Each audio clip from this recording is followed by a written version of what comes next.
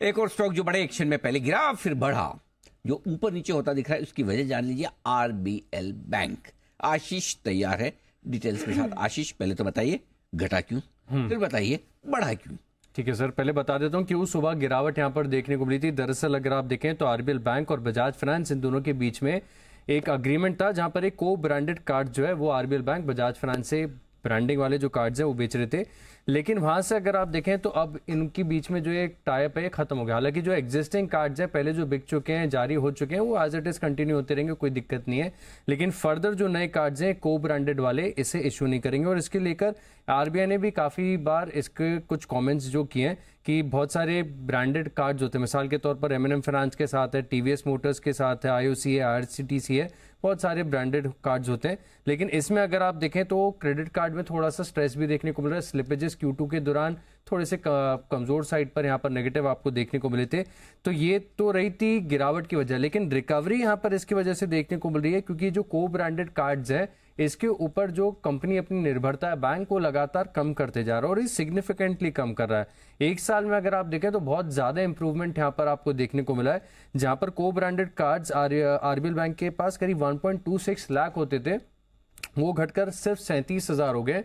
तो बाजार ने अगर आप देखें तो इस पॉजिटिव साइड पर देखा कि सिर्फ 37,000 ऐसे कार्ड है, तो आगे जाकर कोई दिक्कत यहाँ पर देखने को नहीं मिली और कंपनी ने खुद अपनी निर्भरता कम की है बैंक ने, तो इसका एक बड़ा बेनिफिट है और इसी के चलते हम देख रहे हैं कि स्टॉक में आ गया है रिबाउंड।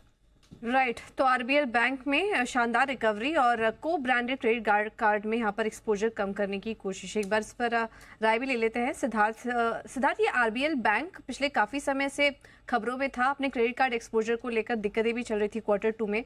अब ये जो एक्सपोजर कम कर रहा है कितना पॉजिटिव हो सकता है? क्या कुछ रिकवरी आएगी आरबीएल बैंक में इस कदम के चलते?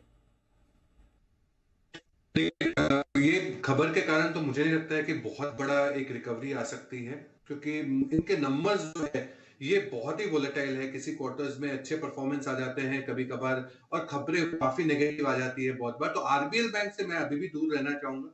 मुझे लगता है कि इस पे अभी भी वो कॉन्क्रीट परफॉर्मेंस को लेके वो श्योरिटी नहीं आ पा रही है।